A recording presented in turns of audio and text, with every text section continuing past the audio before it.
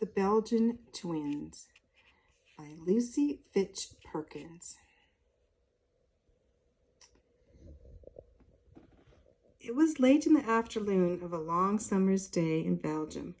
Father Van Hove was still at work in the harvest field, though the sun had hung so low in the west that his shadow, stretching far across the level green plain, reached almost to the little red roof on the house on the edge of the village, which was his home. Another shadow, not so long and quite a little broader, stretched itself beside his, for Mother Van Hove was also in the field, helping her husband to load the golden sheaves upon the old blue farm cart which stood nearby. There were also two short shadows which bobbed briskly about over the green meadow as their owners danced among the wheat sheaves to carry handfuls of grass to Pierre, the patient white farm horse hitched to the cart. These bright shadows belonged to Jan and Marie, sometimes called by their parents Janky and Mia for short. Jan and Marie were twin son and daughter of Father and Mother Van Hove, and though they were but 8 years old, they were already quite used to helping their father and mother with the work of their little farm. They knew how to feed the chicken and hunt the eggs and lead Pierre to the water and pull weeds in the garden. In the spring, they had even helped sow the wheat and barley, and now in the late summer, they were helping to harvest the grain. The children had been in the field since sunrise, but not all the long, bright day had been given to labor. Early in the morning, their father's pitchfork had uncovered a nest of field mice, and the twins had made another nest, as much like the first as possible, to put those homeless field babies in, hoping that their mother would find them again and resume her interrupted housekeeping. Then they had played for a long time in the tiny canal which separated the wheat field from the meadow where Belle, their black and white cow, was pastured. And there was also Fidel, the dog, their favorite companion and friend. The children had followed him on many excursions among the willows along the riverbank, for Fidel might at any moment come upon a rabbit or a water rat, which he was always seeking, and what a pity it would be for Jan and Marie to miss a sight like that.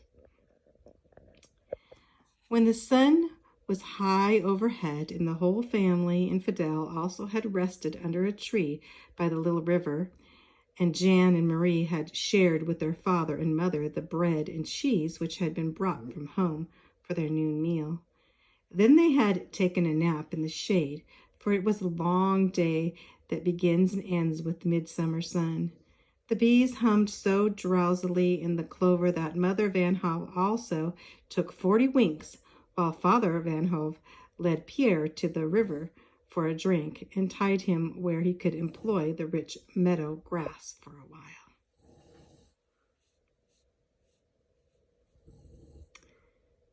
And now, picture here, and now the long day was nearly over. The last level rays of the disappearing sun glistened on the red roofs of the village, and the windows of the little houses gave back an answering flash of light. On the steeple of the tiny church, the gilded cross shone like fire across the gray of the eastern sky. The village clock struck 7 and was answered faintly by the sound of distant chimes from the cathedral of Malines, miles away across the plain. For some time, Father Van Hove had been standing on top of the load, catching the sheaves which Mother Van Hove tossed up to him and stowed them away in the farm wagon, which was already heaped high with golden grain. As the clock struck, he paused in his labor, took off his hat, and wiped his brow. He listened for a moment to the music of the bells and glanced at the western sky, already rosy with promise of the sunset, and at the weathercock above the cross on the church steeple. Then he looked down at the sheaves of wheat, still standing like tiny tents across the field. "It's no use, Mother," he said at last. We cannot put it all in tonight. The sky gives promise of a fair day tomorrow, and the weathercock also points east. We can finish in one more load. Let us go home now." "The clock struck 7, cried Jan. "I counted the strokes."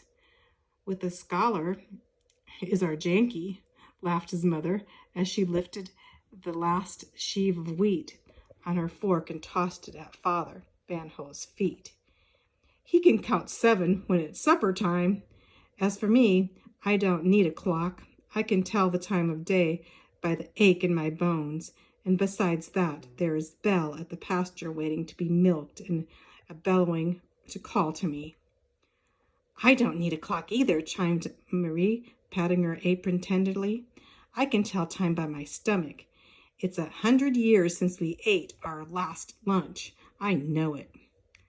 "Come then, my starvelings," said Mother Van Hove, pinching Marie's fat cheeks, "and you shall save your strength by riding home on the load. Here, Mamma, up you go." She swung Maria into the air as she spoke, and Father Van Hove reached down from his perch on top of the load, caught her in his arms, and enthroned her upon the fragrant grain. "And now it's your turn, my Janky," cried Mother Van Hove. "You should ride in the back of old Pierre, like a soldier going to war." She lifted Jan to the horse's back, and while Father Van Hove climbed down to earth once more and took up the reins, Fidel came back dripping wet from the river, shook himself, and fell in behind the wagon. "Yoo-hoo!" cried Father Van Hove to old Pierre, and the little procession moved slowly up the cart path toward the shining windows of their red-roofed house. The home of the Van Hoves lay on the very outskirts of the little hamlet of Meer. Beside it ran a yellow ribbon of road which stretched across the green plain clear to the city of Malines. As they turned from the cart path into the road, the old blue cart became a part of the little procession of similar wagons, for the other men of the Mere were also late in coming home to the village from their outlying farms. "Good evening, neighbor," cried Father Van Hove to Father Mays, whose home lay beyond his village. "How are your crops coming on?" "Never better," answered Father Mays. "I have more wheat to the acre than ever before." "So have I, thanks be to the good God," answered Father Van Hove. "The winter will find our barns full this year." "Yes," replied Father Mays a little sadly, "that is if we have no trouble. But Jules Verhulst was in the city yesterday, and he heard rumors of a German army on our borders. It is very likely only idle talk to frighten the women and children, but Jules says there are men also who believe it."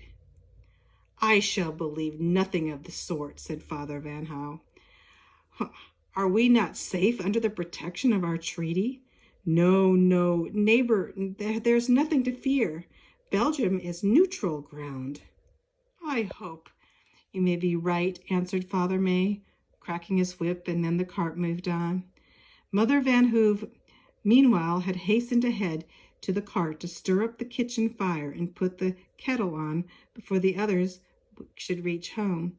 And when Father Van Hove at last drove into the farmland, she was already on the way to the pasture with her milk pail on her arm. "Set the table for supper, Mia, she called back, "and do not let the pot boil over. Jan, you may be shut up with the fowls. They have already gone to roost." "And what shall I do, Mother?" laughed Father Van Hove.